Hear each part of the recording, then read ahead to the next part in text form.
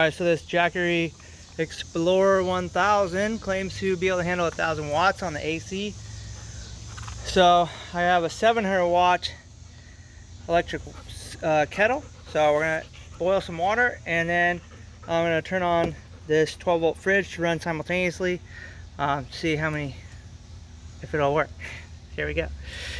So DC, this guy's gonna come on. I'm gonna set to 32 so it'll run. It's currently at 68 ambient. It was in the house. All right, and then we're going to turn this guy on. Let's see, I need to turn this on. All right, there we go. Ah, interesting. It's only pulling upward to 400 watts. Interesting.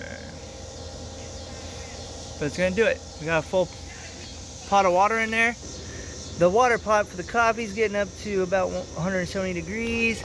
Still about 30 more degrees to go, and we're still pulling about the same 490 number, which 45 of those watts are this refrigerator. So just for fun, I'm adding a jigsaw, which claims to be 5 amps. So here we go. Let's see what happens when we run that. The other day we were cutting a hole in my buddy Suburban's roof for a max air fan, so this would have been handy because we had to run a long extension cord out to the front.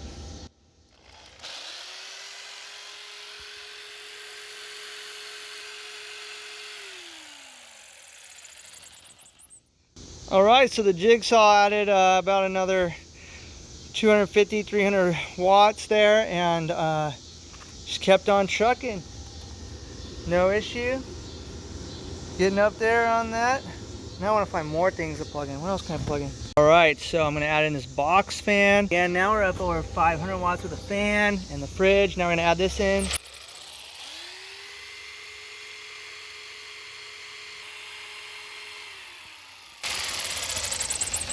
So we had it up there over 850 for a moment. No issues. Water's back up to boiling. And Jackery's not in protect or anything like that, so with multiple items running, it didn't even show it. So very cool. So another thing we do use camping quite a bit is this 1.5 gallon shop vac. Get the sand or dirt or whatever mud out of our vehicles, our trailer, the van, Subaru, whatever it is. So gonna fire that up, see how many watts it uses, and then we'll plug the water pot back in and see how many watts we can use at one time. So here we go.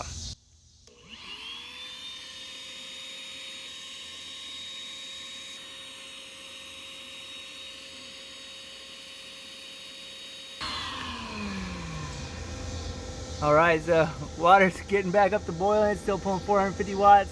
This is pulling another 400 watts, 500 watts, I guess. It was up to 950. So yeah, that worked amazing. All right, so another successful test for the Jackery with 2 high draw devices, at least high relative to its pure sine wave inverter, which is rated for 1,000 watts. So you saw this guy kick on with the 850 watt start real quick, and then it settled down to about 500 watts, and then this was 450 watts. So that was up there at 950. You saw it hold for a bit, and obviously it'd be boring to just leave it on until it went dead, I guess. So definitely impressed with the inverter that as far as I can tell, on this Explorer 1000 seems to be living up to its promise there. But 1,000 watts, it didn't seem to even hesitate or dip down at all when I added those loads. So all right, so I have the Jackery. I'm gonna hook up this little 400 watt air conditioner to it, see how it does. So what I'm most curious about is what the start power will be, if it'll trip it.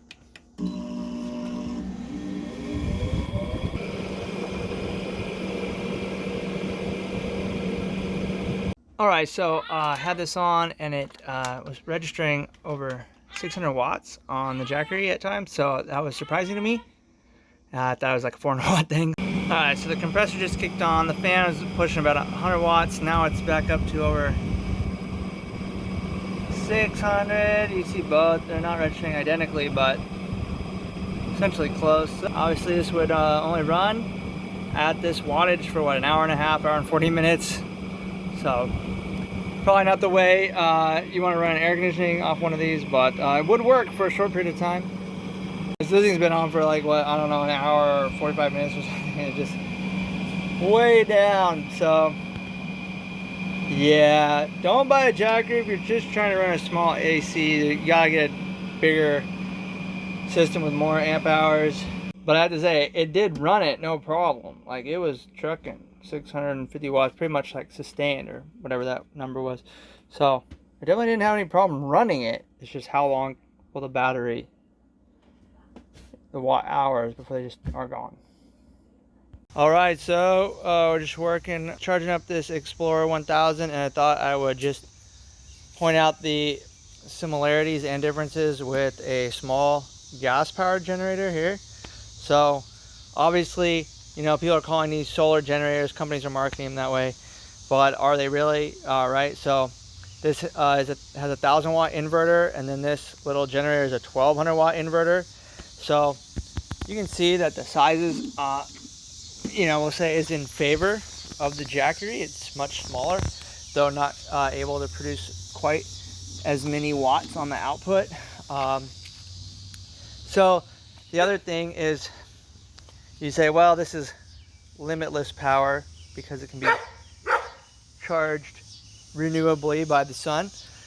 But the irony of that is, if you use this at full power at 1,000 watts, if you're drawing that much wattage from it, you're actually just going to use up the whole capacity in 1 hour. So it has 1,000 watt hour capacity, so there you go. Whereas this guy, you can run it at 1,200 watts on the inverter, and you know, it would drop from, you know, a 7-hour runtime to a 5 or 4 hour runtime.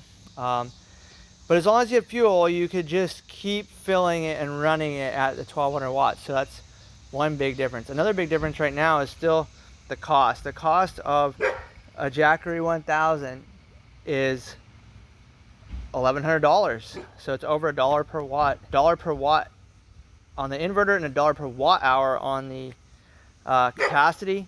Another bit of interest is, of course, is that even generators much bigger than this are still far under $1,000. So you could get a 2,000 watt generator for, you know, around 500 bucks now. I think I paid $3 something for this. Like, I don't remember. We've had it for over 3 years. And of course, the big difference, right, is that you have to have a continuous supply of fuel to run this. So in this actual situation of scarce resources where you don't have gas or a limited supply of gas, say you only have a little 2-gallon tanky guy like this, right? You know, that's only going to represent, you know, 10 to 14 hours of use with this. So even though you could run it at a higher wattage rate, you know, than say for longer, you cannot recharge it, so to speak, without refueling it. So it's kind of a trade-off, different situations where each of those would be more of a benefit. The other thing is, in the real world of camping, is you cannot generally run a generator 24 hours a day in most campsites. This guy, assuming you keep it charged, is going to be a better option because you can use it all night long. Typically, you can't use that all night long. In most campgrounds, you're going to have a 10 p.m. quiet hour.